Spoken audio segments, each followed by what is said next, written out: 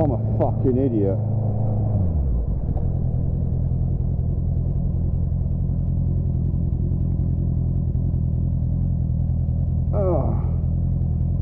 I think I'm retarded. I've just gone out the door with my fucking GoPro on, but no fucking SIM card, so I have to go back in, put the SIM card in it. And now I've just come out. I didn't do my fucking helmet up.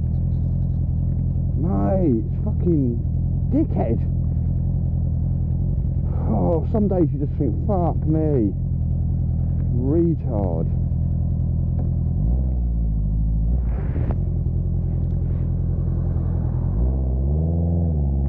Clip. So yeah, CB650R. Why I brought one?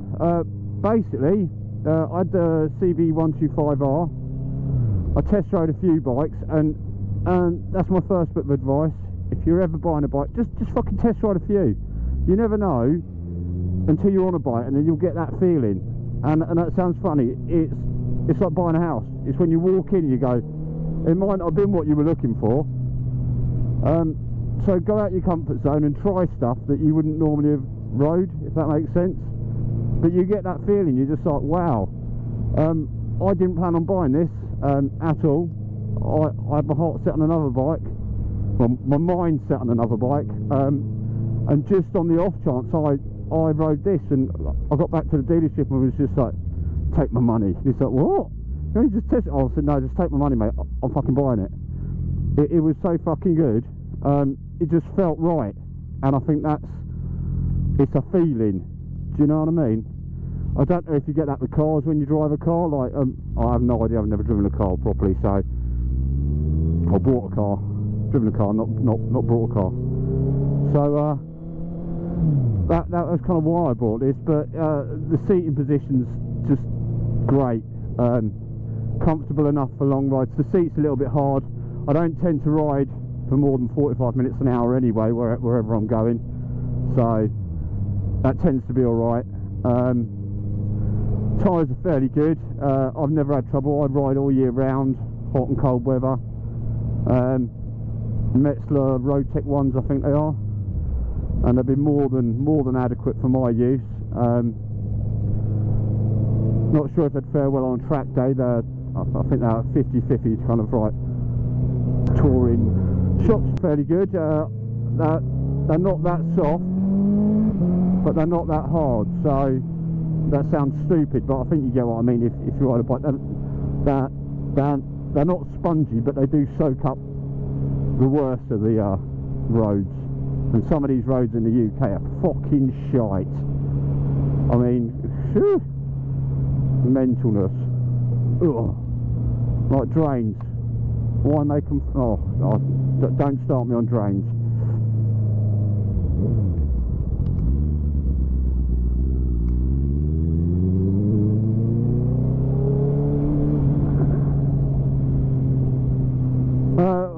One of the niggles I did have about this bike when I first bought it was the front fender. Seems like it's quite short, and you get loads of stuff spraying up over your radiator. So I got like a fender extender fitted and a radiator cover. I went for the Evotech. Actually, it was recommended by my dealership because I was going to go for the R&G, and they said, well, the Evotech, just normally R&G's better, but actually the Evotech's a really good kind of good quality and a really good fit, and it looks good on the CB650R. So they advised that. I went for it. I'm very happy with it. Had R&G crash protection fitted, which was on my first service, and fucking glad I did, because I dropped it 2 days later. I say dropped it. It was like I was parking on a hill, and it was probably a good 30-40 degree hill, and I parked it the wrong way, so the stand kind of flipped as I let go of the bike, and I kind of caught it on the way down, so it just kind of scraped the R&G protection, but it would have been engine casing otherwise, so kind of glad I had it done. So yeah, miles per gallon, I get close to 50. That's very relative on what you do and where you go. Very relative to where you do and what you go though on a motorbike. Obviously, you wouldn't be watching this otherwise, dickheads. Mine's a lot of town riding, commuting, revving the bike up relentlessly.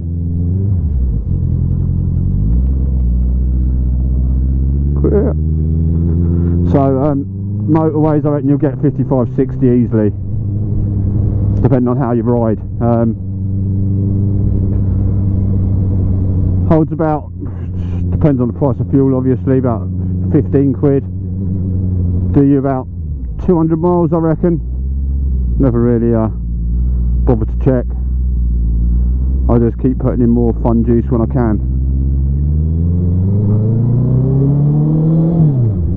Fun juice, what the fuck am I talking about? Shit, man. I tend not to run it right down. I normally get to like 1 or 2 kind of notches and then load her back up.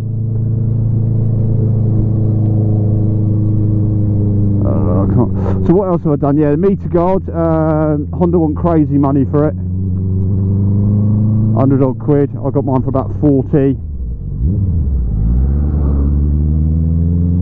I got mine for about 40. I had a little dent in it, looked like a stone chip. So I plaster dipped it. Plaster dip's amazing stuff. It's so therapeutic to use. Really easy.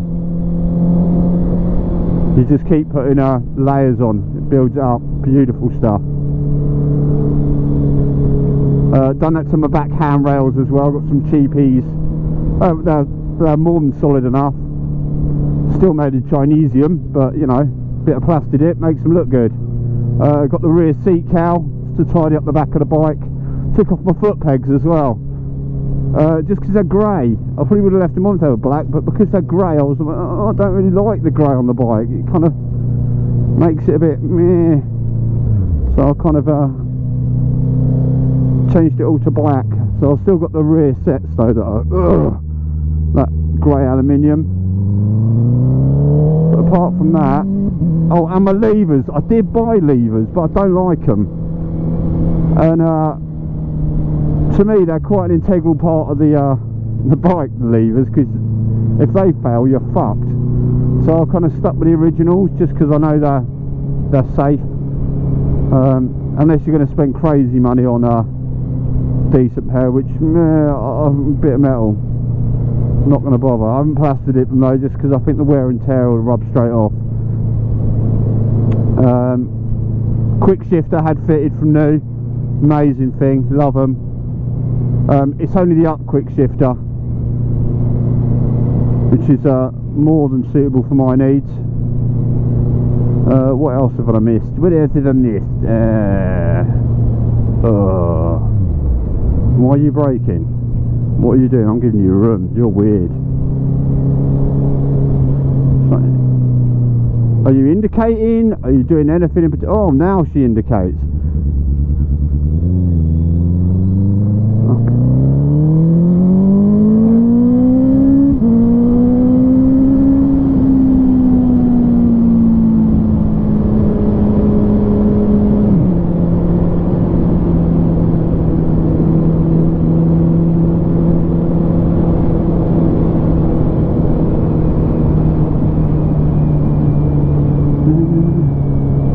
Yeah, so this is Burling Gap, Beachy Head. Well known for people chucking themselves off, which is a fun fact for you. I think it's pretty much world renowned for it. So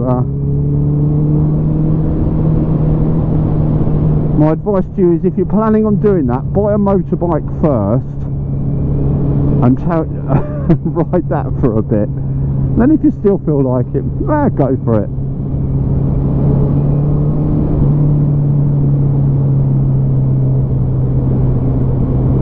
Oh, had the belly pan fitted as well. Again, Honda wanted crazy money for that bad boy. And which is fine if it's an integral part of the motorbike, but it is seriously, it's like a bit of fucking PVA glue, no, not PVA glue, like plastic, moulded plastic. Looks good, but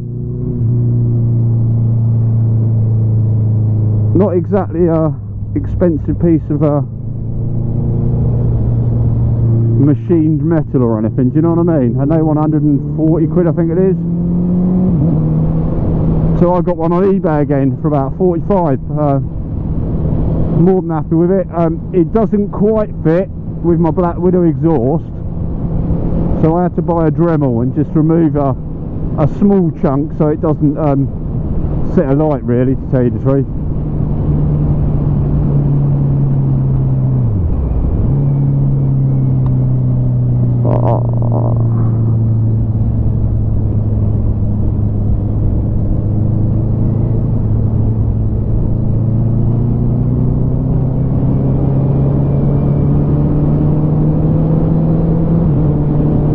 Don't know if he did pull over just to let me past or not, but I thought I'd give him a thumbs up, you know.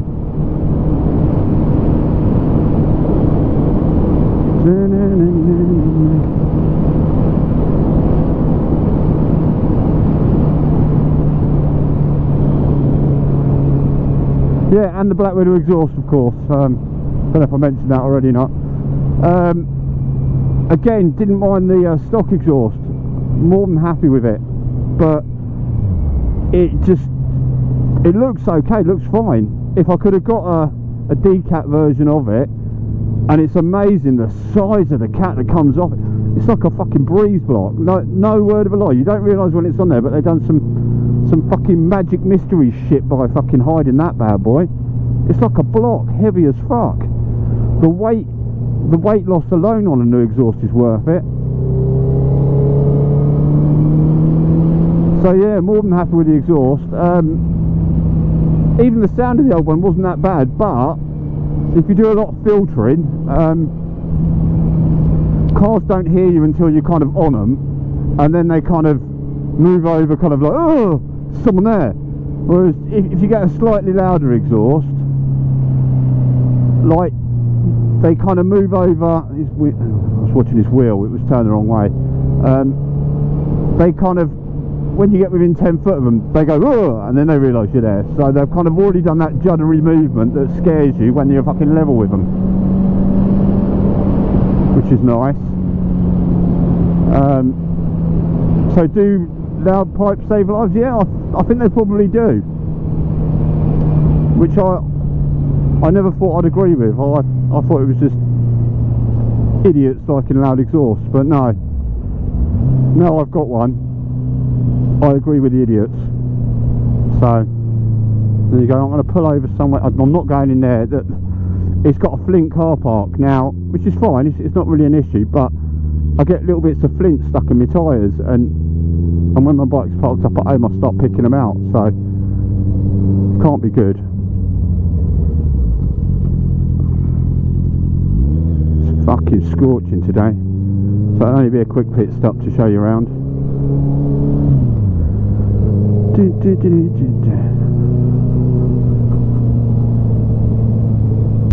Mate, what a job. I mean, it's like it's just been left there. His little fucking his little barricade.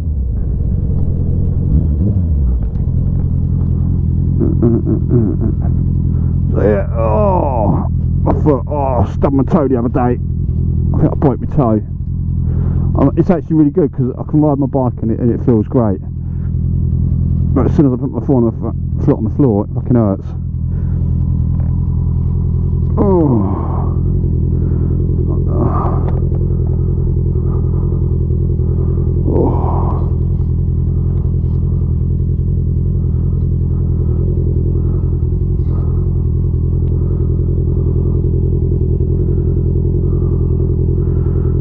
The old number plate. So yeah, this is it.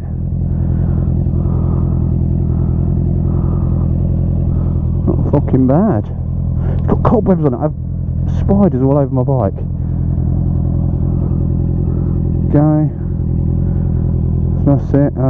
Oh, tail tidy, handrails, crash protection, Evo Tech, meter guard.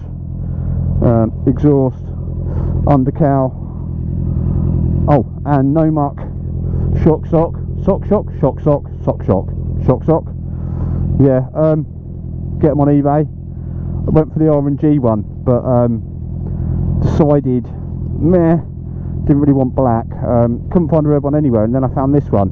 They do yellow, green, blue, black, red. You can probably message them and they'll do you a different colour, but hated the yellow shock. Never could figure out why they had a fucking yellow shock on this bike, because there is no yellow bike. They do red, blue, silver and black. I don't know if they do white. No, they don't do white. So why have you got a yellow fucking shock? But yeah, I think it's fucking sexy. I think it's very down to specific taste on what bike you like and what bike you have, but I think this is nice. It sounds fucking good. There we go.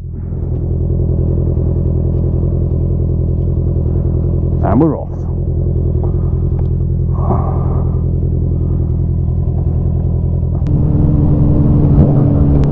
What's the bike like to ride? It is very comfortable for me.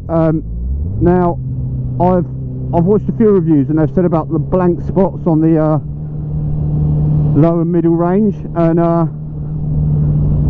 it kind of doesn't bother me. I kind of like it for one of them reasons. It's kind of a bit of a pussycat low down instead of being so fucking vicious. Like I've heard the MT-07's quite snappy on the throttle at low speeds, whereas this, because it's an inline 4, tends to make a lot of its power in the higher revs. So when you're using it lower revs, like around town and stuff, it's kind of quite nice. But when you do want to fucking open it up, it really screams when you get in the higher revs. It's great, which is kind of suits me more than adequate power. Has it got enough power? It's got 94 horsepower.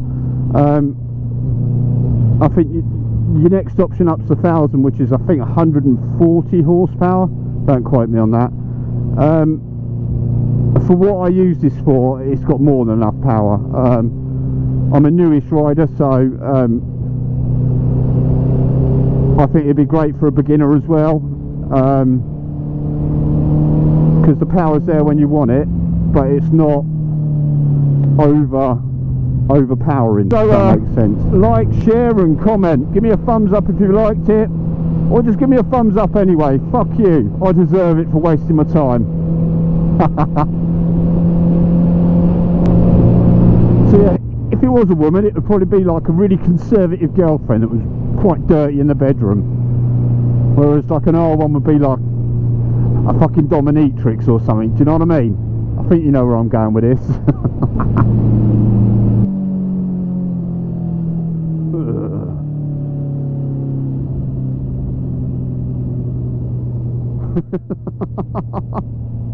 You're going up the wrong fucking road, dickhead.